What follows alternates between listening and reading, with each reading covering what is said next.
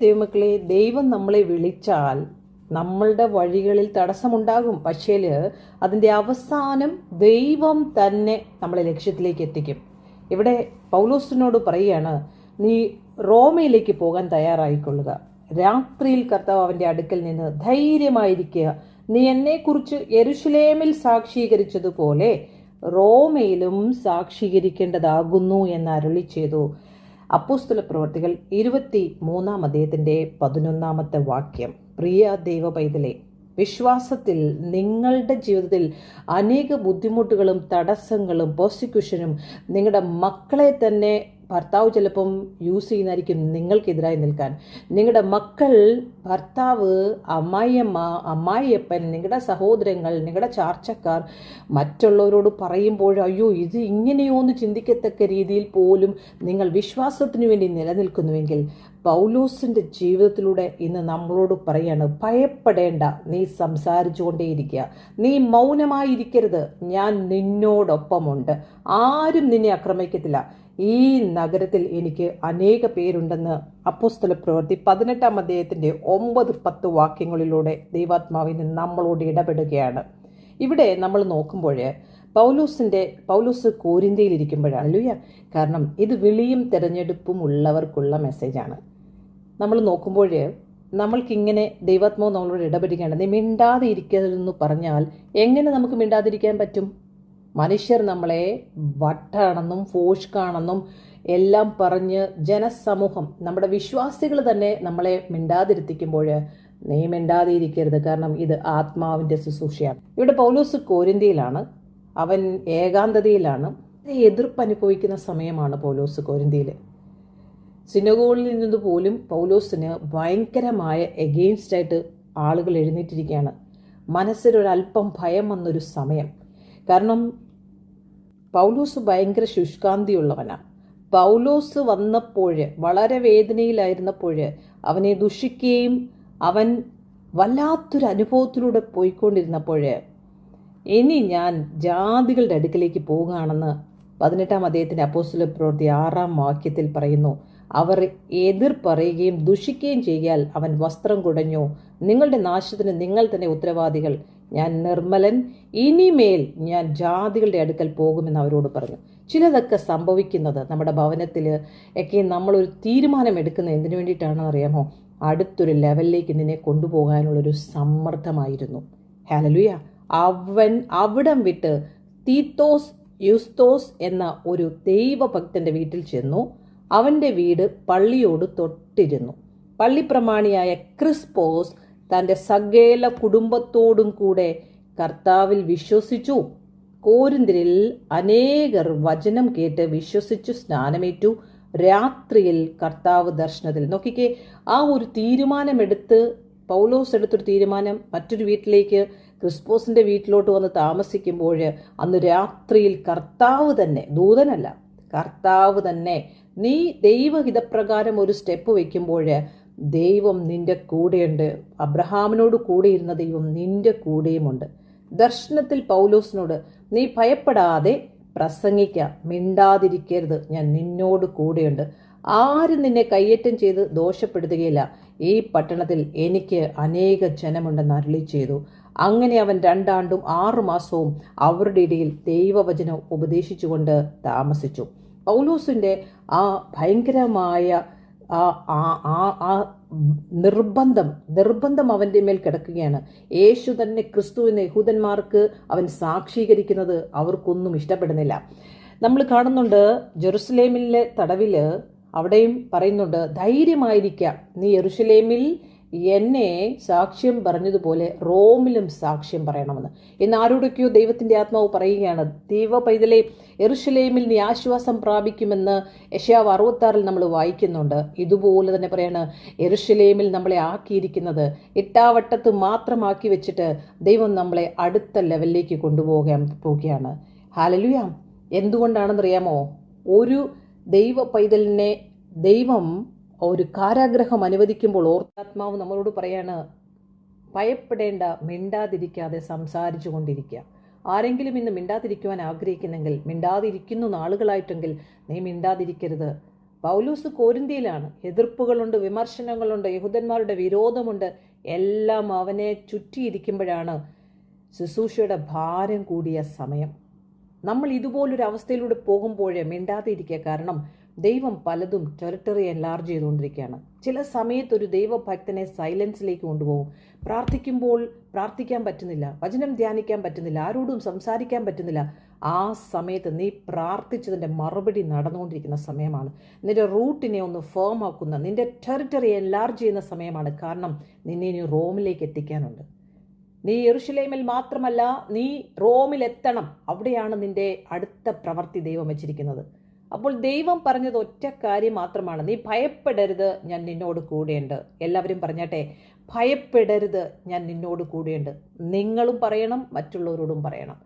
ദൈവം അവൻ്റെ ഫ്യൂച്ചർ അവന് കാണിച്ചു കൊടുത്തില്ല.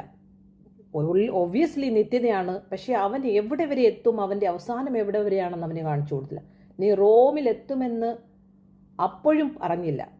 പകരം അടുത്ത ചുവടിലേക്ക് വേണ്ടുന്ന ആ കൃപയും ശക്തിയും മാത്രമാണ് ഓരോ പ്രാവശ്യവും പൗലോസിനോട് പറഞ്ഞുകൊണ്ടിരുന്നത്. ഹല്ലേലൂയ. ദൈവം അവന് മുഴുവൻ പറഞ്ഞു കൊടുത്തില്ല. നീ എന്തായി തീരുമെന്നോ, നീ എവിടേക്ക് പോകണമെന്നോ ആ സമയത്ത് പറഞ്ഞില്ല. പക്ഷെ ദൈവത്തിൻ്റെ രീതി പലപ്പോഴും ഇതാണ്, ലക്ഷ്യസ്ഥാനം മുഴുവൻ ദൈവം നമ്മളെ കാണിച്ചു തരത്തില്ല. ആദ്യം അടുത്ത സ്റ്റെപ്പ് മാത്രമേ ചിലപ്പോൾ കാണിക്കത്തുള്ളൂ. ആ സ്റ്റെപ്പിൽ നീ വിശ്വസ്തയായിരുന്നാൽ നിന്നെ റോമിലെത്തിക്കാൻ ദൈവത്തിന് സാധിക്കും. ദൈവത്തിൻ്റെ പദ്ധതിക്ക് വേണ്ടിയിട്ടാണ് പൗലോസ് യെരുശലേമിൽ നിന്നും റോമിലേക്ക് പോകാൻ പോകുന്നത്. നമ്മൾ വിചാരിക്കുന്നത് നമുക്കങ്ങ് പല സ്ഥലങ്ങളിൽ പോകാനുള്ള ആ വെപ്രാളത്തെക്കുറിച്ചല്ല ഇവിടെ പറയുന്നത്. പലതും ചെയ്യണമെന്ന് നമ്മളങ്ങ് ആഗ്രഹിക്കും, പലരും ചെയ്യുന്നത് കാണുമ്പോൾ. അതല്ല ഇവിടെ പറയുന്നത്. പൗലോസിൻ്റെ യാത്ര ദമസ്കോസിലാണ് ആരംഭിക്കുന്നത്. അവിടെയാണ് യേശു അവനെ വിളിച്ചത്. അവിടെ മുതൽ അവൻ്റെ ജീവിതം മാറിയത് നമ്മൾ കണ്ടു അപ്പോസ്തലപ്രവൃത്തി 9-ാം അധ്യായത്തിൽ. സോ അവൻ്റെ നിയോഗവും അവിടെ ആരംഭിക്കുന്നതായിട്ട് നമ്മൾ കണ്ടു. കാരണം അനന്യാസിനെ കൊണ്ട് അവനെ സ്നാനം കൊടുക്കുന്നു, അനന്യാസിനെ അവിടേക്ക് അയക്കുന്നു. ആരും അറിയാത്ത ഒരു മനുഷ്യനെ ദൈവം അവിടെ ഉപയോഗിക്കണമെങ്കിൽ ആ ശിഷ്യന്മാരെല്ലാം പേടിച്ചിരിക്കുന്ന സമയത്ത് ദൈവം ശൗലിനെ പൗലോസ് എന്ന പേരിൽ അവനെ ഉയർത്തിയെങ്കിൽ ഇതൊരു ചെറിയ വിളിയല്ല. ഹല്ലേലൂയ. അറേബ്യയിൽ പൗലോസ് ഏകാന്തതയിലൂടെ പോകും നമ്മൾ കാണുന്നുണ്ട്. അവന് വർഷങ്ങളുടെ പരിശീലനം ലഭിക്കുന്നു. അവനെല്ലാവരും റിജക്റ്റ് ചെയ്യപ്പെട്ട സമയങ്ങൾ. കാരണം ശിഷ്യന്മാരെല്ലാം തളർന്നിരിക്കുന്ന സമയമാണ്. അവനെ കൊല്ലുവാനായി ഗൂഢാലോചന നടക്കുന്ന സമയം, അവനെ കല്ലെറിയുന്ന സമയം, അവന് ജയിലുകൾ, അവന് അനേക കഷ്ടതകളിലൂടെ പൗലോസ് കടന്നു പോകുന്നു. നമ്മളൊക്കെ ഇതിലൂടെ കടന്നു പോകാറുണ്ടോ? നമ്മുടെ ജീവിതത്തിൽ പോലും നമ്മുടെ മക്കൾ പോലും, നമ്മുടെ ഭർത്താവ് പറയും മക്കളോട്, നമ്മൾ വിശ്വാസത്തിൽ നിൽക്കുന്നത് കൊണ്ട് അമ്മയ്ക്കെതിരാകാൻ അല്ലെ അപ്പനെതിരാകാൻ. ഇതെല്ലാം ഒരു ഭക്തൻ കടന്നു പോകേണ്ടതായിട്ടുണ്ട്. എല്ലാവരും നമ്മളെ റിജക്റ്റ് ചെയ്യും. ഇതെല്ലാം കഴിഞ്ഞിട്ടാണ് പൗലോസ് റോമിലെത്തുന്നത്. നമുക്കെല്ലാവർക്കും പെട്ടെന്ന് റോമിലങ്ങ് എത്തണം. പക്ഷെ നിനക്കൊരു പാറ്റേൺ വെച്ചിട്ടുണ്ട്. കാരണം നിന്റെ റൂട്ട് ഒന്ന് ഫേം ആകണം. ദേവദാരുവിൻ്റെ റൂട്ട് ഫേം ആവുന്നത് നിന്നെ കർത്താവ് അനുവദിക്കുന്ന ഓരോ ജേർണിയിലൂടെയാണ്. ദൈവം വളരെ ശ്രദ്ധിക്കേണ്ട ഒരു കാര്യം, ഈ ഉപവാസത്തിൻ്റെ 12-ാമത്തെ ദിവസം ദൈവം പൗലോസിനെ റോമിലേക്ക് എത്തിക്കാനുള്ള വെപ്രാളമായിരുന്നില്ല. പക്ഷേ അതിന് അപ്പുറമായി അവിടെ എത്തണമെങ്കിൽ അവനെ കഷ്ടതകളിലൂടെയും കടത്തിവിടണമെന്ന് ദൈവത്തിന് അറിയാമായിരുന്നു. അതുകൊണ്ട് പൗലോസിനെ റോമിലേക്ക് എത്തിക്കാൻ വഴികൾ മാത്രമല്ല ദൈവം ഉപയോഗിച്ചത്, കഷ്ടതകളും ഉപയോഗിച്ചു എന്ന് നമ്മുടെ ജീവിതത്തിൽ അതുകൊണ്ട് ചോദ്യചിഹ്നമിട്ടിരിക്കേണ്ട. ദൈവത്തിൻ്റെ ഒരു നിയോഗമാണ്. യോബിൻ്റെ പുസ്തകത്തിലെ പോലെ യോബിന് അറിയില്ല 42-ാം അധ്യായത്തിലേക്ക് എത്തുമെന്ന്. പക്ഷേ യോബ് ഇതുപോലെ ജേർണിയിലൂടെ പോകണം ഓരോ ദിവസവും. പക്ഷേ അവൻ്റെ വിശ്വാസം ദൈവത്തോടുള്ളത് യോബ് വിട്ടുകളഞ്ഞില്ല. അതാണ് ഏറ്റവും ഇമ്പോർട്ടൻ്റ് ആയിട്ടുള്ളത് യോബിൻ്റെ പുസ്തകത്തിൽ. എത്ര മാത്രം വേദനയിലൂടെ പോകുമ്പോഴും യോബ് ദൈവത്തിൻ്റെ ബന്ധത്തെക്കുറിച്ചാണ് ഏറ്റവും ആഴത്തിൽ ചിന്തിക്കുന്നതും വിഷമിക്കുന്നതും. നമ്മൾ കാണുന്നു പൗലോസിൻ്റെ ജീവിതത്തിൽ അപ്പോസ്തലപ്രവൃത്തിയിൽ 23-ാം അധ്യായത്തിൻ്റെ 11-ാം വാക്യത്തിൽ കർത്താവ് തന്നെ വന്ന് പൗലോസിനോട് സംസാരിക്കുകയാണ്. കർത്താവ് രാത്രിയിൽ അവൻ്റെ അടുക്കൽ നിന്ന്, ഇവിടെയും കർത്താവ് തന്നെയാണ് ഡയറക്റ്റ് അപ്പോയിൻ്റ് ചെയ്യുകയാണ്. ധൈര്യമായിരിക്കുക, നീ എന്നെക്കുറിച്ച് യെരുശലേമേ, നോക്കിക്കോ ദൈവമക്കളെ, നമ്മൾ ആരെക്കുറിച്ചാണ് ഈ പറയുന്നതെന്നുള്ളൊരു ബോധം നമുക്കുണ്ടായിരിക്കണം. നീ എന്നെക്കുറിച്ച് യെരുശലേമിൽ സാക്ഷീകരിച്ചതുപോലെ റോമയിലും സാക്ഷീകരിക്കണം. എത്ര മാത്രം ബോൾനെസ് അവന് കൊടുത്തേ പറ്റൂ. ഡയറക്റ്റ് ദൈവം തന്നെ. കാരണം കർത്താവ് തന്നെ ഡയറക്റ്റ് പറഞ്ഞാലേ പറ്റുകയുള്ളൂ. കാരണം ചെറിയ കാര്യമൊന്നുമല്ല പൗലോസ് ചെയ്യുന്നത്. അവിടെ ആ സ്വർഗീയ ആ ആഗ്രഹത്തെ, ഇഷ്ടത്തെ ഒരുവനെ ദൈവം ശക്തി എഴുന്നേൽപ്പിക്കുമ്പോൾ അവനിൽ ആവശ്യമുള്ള കൃപയും ദൈവം കൊടുക്കും. അവന് ഫോക്കസ് കൊടുക്കും, ഡെസ്റ്റിനേഷൻ കൊടുക്കും, അവന് ആവശ്യമുള്ള കാര്യങ്ങളെ പ്രൊവൈഡ് ചെയ്യും. ഒറ്റയ്ക്ക് അവനെ പറഞ്ഞു വിടത്തില്ല. നിങ്ങൾ തന്നെ നിങ്ങളുടെ ജേർണിയിൽ നോക്കിക്കോളൂ. ആദ്യം മുതൽ ഇവിടെ വരെ എത്തുവാൻ നിങ്ങളെ ആരെങ്കിലുമൊക്കെ കൂടെ ഉണ്ടായിരുന്നുള്ളൂ നിങ്ങളെ ഒന്ന് സപ്പോർട്ട് ചെയ്യാനായിട്ട്. യെരുശലേമിൽ പൗലോസ് അറസ്റ്റിലാണ്. ജനക്കൂട്ടം അവനെ കൊല്ലാൻ ശ്രമിച്ചു. അവൻ്റെ ഭാവി ഫിനിഷായ രാത്രിയാണെന്ന്. അപ്പോഴാണ് നമുക്കെല്ലാം നഷ്ടമായെന്ന് തോന്നുമ്പോഴാണ് ദൈവത്തിൻ്റെ പ്രവൃത്തി ഇറങ്ങുന്നത്. ഒരു സൈലൻസ് നിന്റെ ജീവിതത്തിൽ അനുവദിക്കുന്നെങ്കിൽ അവിടെ വലിയൊരു എൻകൗണ്ടറിലേക്ക് നീ പോകാൻ പോകുന്നതാണ് ദൈവത്തിൻ്റെ പദ്ധതിക്ക്. കർത്താവ് അവൻ്റെ അരികിൽ നിന്നു എന്നാണ്. എന്തൊരു ശക്തമായ ദൃശ്യമാണത്. അവൻ ദൂതനെ അയച്ചില്ല, സന്ദേശം മാത്രമല്ല നൽകിയത്, കർത്താവ് തന്നെയാണ് അവൻ്റെ അരികിൽ നിന്നത്. ആമേ. കാരണം ചില യുദ്ധങ്ങളിൽ നമ്മളെ കടത്തിവിടുമ്പോൾ വാക്കുകൾ മാത്രം പോരാ, ദൈവത്തിൻ്റെ സാന്നിധ്യം തന്നെയാണ് ആവശ്യം. ഹല്ലേലൂയ. അപ്പോൾ യേശു പറഞ്ഞു, നീ ധൈര്യമായിരിക്കുക. എന്നെ കേൾക്കുന്ന ദൈവമക്കളെ, ഈ ദിവസങ്ങളിൽ സഹോദരിമാരോടും സഹോദരന്മാരോടും പറയുക, നിങ്ങൾക്ക് പെർസിക്യൂഷൻസ് ഉണ്ടാവും, പക്ഷെ ധൈര്യമായിരിക്കുക. അവൻ എന്നോട് പറ്റിയിരിക്കൽ ഞാൻ അവനെ വിടുവിക്കും, അവൻ എൻ്റെ നാമത്തേറെ ഞാൻ അവനെ ഉയർത്തും. ഹല്ലേലൂയ. വാഗ്ദത്തം നമ്മുടെ കൂടെയുണ്ടോ? കർത്താവിനോട് ചേർന്നിരിക്കുക. എന്തുകൊണ്ട് റോമിലേക്ക് പോകണം? യെരുശലേം എന്ന് പറയുന്നത് ഒരു ആത്മീയമായ ഒരു സ്ഥലമാണ്, ഒരു കേന്ദ്രമാണത്. പക്ഷെ റോം എന്ന് പറയുന്നത് സാമ്രാജ്യങ്ങളുടെ ഒരു ഹൃദയമാണ്, ലോകത്തിൻ്റെ. യെരുശലേം എന്ന് പറയുന്നത് ഒരു ആത്മീയ കേന്ദ്രമാണ്.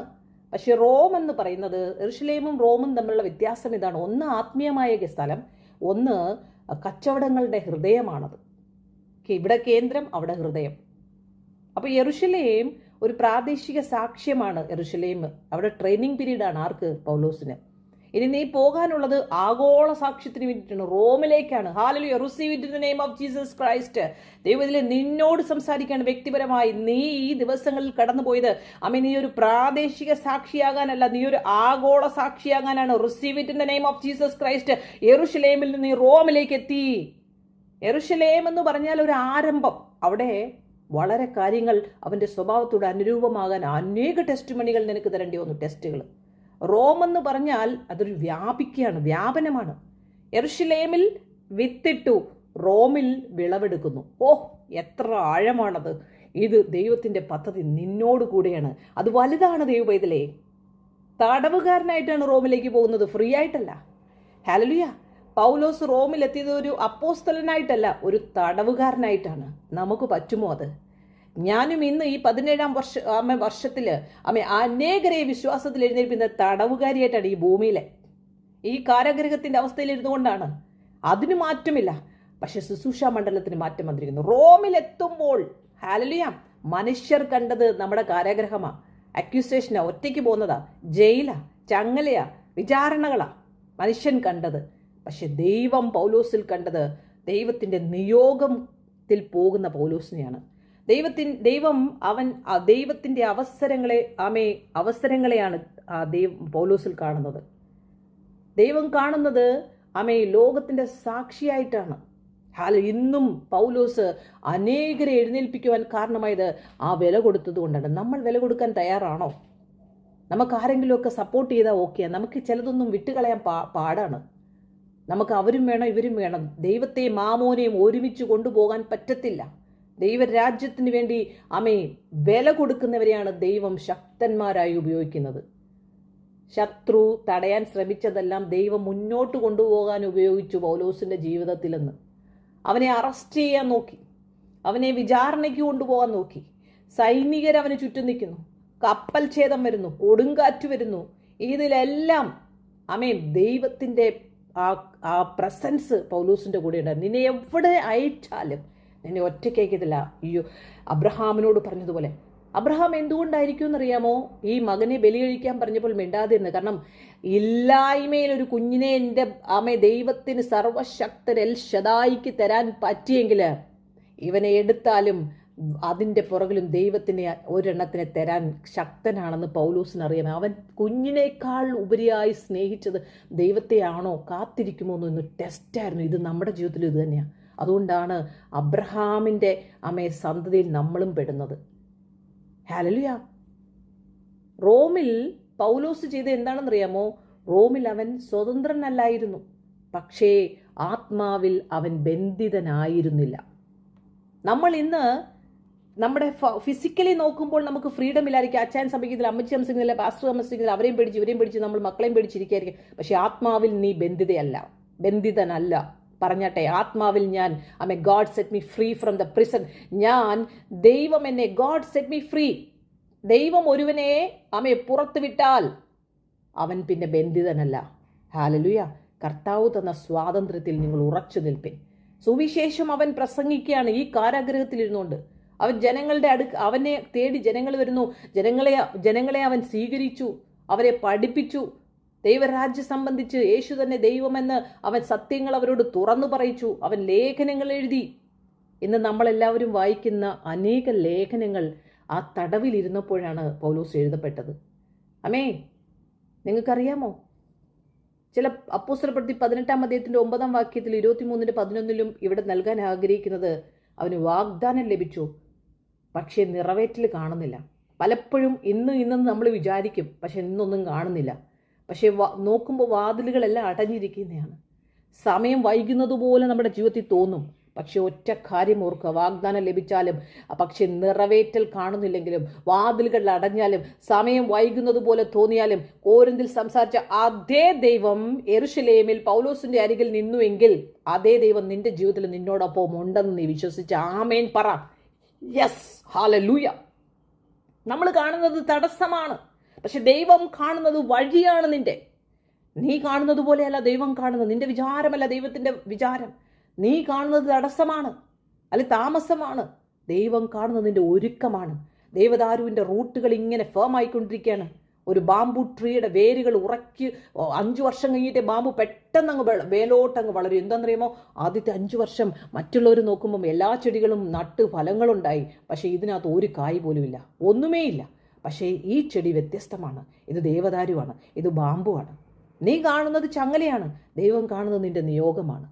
സോ യെരൂശലേമിലെ രാത്രികൾ എത്ര ഇരുണ്ടെന്ന് നിനക്ക് തോന്നിയാലും ദൈവം പറഞ്ഞ റോം നിന്നെ കാത്തിരിക്കുന്നു. ദൈവത്തിലെ കാത്തിരിപ്പ് വെറുതെ അല്ല.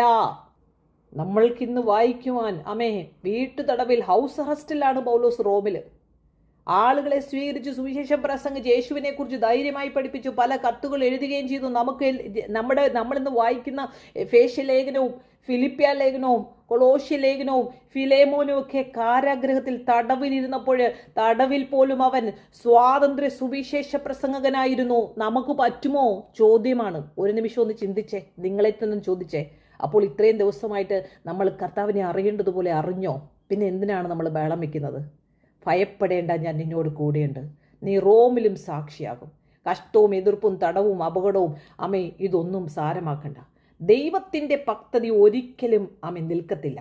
പൗലോസിന്റെ ജീവിതത്തിലൂടെ ദൈവം ഈ ഉപവാസത്തിന്റെ 12-ാം ദിവസം നമ്മെ പഠിപ്പിക്കുന്നത്, ദൈവം വിളിച്ചാൽ വഴിയിൽ തടസ്സങ്ങൾ ഉണ്ടാകും, പക്ഷെ അവസാനം ദൈവം തന്നെ ലക്ഷ്യത്തിലേക്ക് എത്തിക്കും. ഹല്ലേലൂയ. ദൈവത്തിന്റെ കരം കുറുകിപ്പോയിട്ടില്ല. ഭയപ്പെടേണ്ട, നീ സംസാരിക്കുക, മൗനം പാലിക്കരുത്. ഞാൻ നിന്നോടൊപ്പമുണ്ട്, ആരും നിന്നെ ആക്രമിക്കില്ല. ഈ നഗരത്തിൽ എനിക്ക് അനേക ജനമുണ്ടെന്ന് അപ്പോസ്തലപ്രവൃത്തി 18-9 മുതൽ 10 വരെയുള്ള വാക്യങ്ങളിൽ പറയുന്നുവെങ്കിൽ 23-ാം അധ്യായത്തിന്റെ 11-ാം വാക്യത്തിൽ യെരൂശലേമിലെ തടവിൽ ധൈര്യമായിരിക്കുക. നീ യെരൂശലേമിൽ എന്നെ സാക്ഷ്യം പറഞ്ഞതുപോലെ റോമിൽ സാക്ഷ്യം പറയണം. ഹല്ലേലൂയ. എത്ര അക്രമം ഉണ്ടായാലും, എത്ര തടവുണ്ടായാലും, എത്ര അറസ്റ്റ് വന്നാലും, നീ വീട്ടറസ്റ്റിലാണെങ്കിലും ദൈവം നിനക്ക് ഉറപ്പ് നൽകുന്നു, നിന്റെ യാത്ര ഇവിടെ അവസാനിക്കുന്നില്ല. എന്നോട് ചേർന്ന് പറഞ്ഞാട്ടെ, എൻ്റെ യാത്ര ഇവിടെ അവസാനിക്കുന്നില്ല, ഞാൻ റോമിലും എത്തും. അനേക റോമിലെത്തി. ഈ ദിവസങ്ങളിൽ അനേക സഹോദരിമാരെ എംപവർ ചെയ്യുവാൻ 2021 തന്ന ആ ഞാറുകളെ കെട്ടി എൻ്റെ കയ്യിൽ വിശ്വസ്തയോടെ ഏൽപ്പിക്കുന്നു എന്ന് പറഞ്ഞപ്പോൾ ഈ ദിവസങ്ങളിൽ അങ്ങനെയുള്ളവരെ എഴുന്നേൽപ്പിക്കുവാൻ ദൈവം തരുന്ന ആ കൃപയ്ക്കൊത്തവണ്ണം നമുക്ക് എല്ലാവർക്കും എഴുന്നേൽക്കാൻ പറ്റുന്നുണ്ടോ? യേശുവിനെ കുറിച്ചുള്ള സുവിശേഷം ജാതികളിലേക്ക് കൊണ്ടുപോകാൻ യഹൂദ മത നേതാക്കൾ നിന്ന് ശക്തമായ എതിർപ്പ് പൗലോസിനുണ്ടായിട്ടും പല നഗരങ്ങളിലും കലഹവും അടിക്കലും തടവും അവൻ്റെ ജീവിതം മുഴുവൻ മിഷൻ യാത്രയിലായിരുന്നു പൗലോസിൻ്റെ. ഇന്ന് വയറ് നിറയ്ക്കാൻ വേണ്ടി മിഷൻ യാത്ര ചെയ്യുന്ന അനേകരെ ഞാൻ കണ്ടിട്ടുണ്ട്. എന്നിട്ട് കലക്കമുണ്ടാക്കിയിട്ട് തിരിച്ചു പോകുന്നത് ഞാൻ കണ്ടിട്ടുണ്ട്. അവൻ്റെ പോരാട്ടം സ്വന്തം കാര്യത്തിനല്ലായിരുന്നു, അവൻ്റെ സുവിശേഷത്തിൻ്റെ ദൗത്യമായിരുന്നു. അവൻ അറിഞ്ഞ ക്രിസ്തുവിൻ്റെ സത്യം അവന് ഇത്ര വീര്യത്തോടുകൂടി ചന്തസ്ഥലത്ത് നിന്നിട്ട് അവന് ബിംബങ്ങളെ കണ്ട് അവൻ്റെ ഉള്ളം കത്തിയെന്നാണ്. നമ്മുടെ ഉള്ളത്തിലൊരു കത്തലുണ്ടാവുന്നുണ്ടോ? നമ്മളെ അനേകർ കമൻ്റ് അടിക്കും, വട്ടാണോ, are you okay, are you crazy എന്നൊക്കെ ചോദിക്കുമ്പോഴേ, എല്ലാവരും നമ്മളെ മാറ്റി നിർത്തുമ്പോഴേ, യോബിനെ ദൈവം അനുവദിച്ചതുപോലെ പിശാച് തൊടുവാനായി നമ്മളെയും ദൈവം അനുവദിക്കുന്നതാണ്, നമ്മളെ ടെസ്റ്റ് ചെയ്യാണ്. കാരണം യോബിനെ ടെസ്റ്റ് ചെയ്തപ്പോഴും യോബിൻ്റെ മേൽ ദൈവത്തിനൊരു ട്രസ്റ്റ് ഉണ്ടായിരുന്നു, അവൻ എന്നെ വിട്ടുപോകത്തില്ലെന്ന്. അത് അവൻ അവിടെ ഫുൾഫിൽ ചെയ്ത് കാണിക്കുകയാണ്. പിശാച് എത്ര ട്രൈ ചെയ്തിട്ടും ദൈവവും അവനും തമ്മിലുള്ള ബന്ധത്തെ എടുക്കാൻ പറ്റില്ലെങ്കിൽ ഇന്ന് നമ്മളോടൊരു ചോദ്യമാണ്, കരയണ്ട, God has a great plan about U. തടവിൽ പോലും പൗലോസ് ഒരു സ്വാതന്ത്ര്യ സുവിശേഷ പ്രസംഗകനായിരുന്നതുപോലെ നമ്മളെ ഏൽപ്പിച്ച് നമ്മൾ ചെയ്യുക, എക്സ്ട്രാ ചെയ്യേണ്ട. മറ്റുള്ളവരെ കാണുമ്പോൾ നമുക്ക് അങ്ങനെ ആകണമെന്നോ എനിക്ക് ഇങ്ങനെ ഒരു ആഗ്രഹം, നമ്മുടേതായ ഒരു ആഗ്രഹവും വേണ്ട. നമുക്ക് സീലുണ്ടായാൽ മതി. നമ്മൾക്ക് ഏൽപ്പിച്ചതിനെ ചെയ്യുവാനുള്ളൊരു പ്രാഗൽഭ്യം, അത് ബ്യൂട്ടിഫുള്ളായിട്ട് ചെയ്താട്ടെ. ഭയപ്പെടേണ്ട, ഞാൻ നിന്നോട് കൂടിയുണ്ട്. നീ റോമിലും സാക്ഷ്യം പറയും. ഹല്ലേലൂയ. ദൈവത്തിൻ്റെ പദ്ധതി ഒരിക്കലും നിന്നു പോയിട്ടില്ല. ദൈവം വിളിച്ചാൽ നമ്മുടെ വഴികളിൽ തടസ്സമുണ്ടാകും, പക്ഷേ അവസാനം ദൈവം തന്നെ നമ്മളെ ലക്ഷ്യത്തിലേക്ക് എത്തിക്കുവാൻ ഇടയാകും. Have a blessed day. Never give up. God has a great plan about U.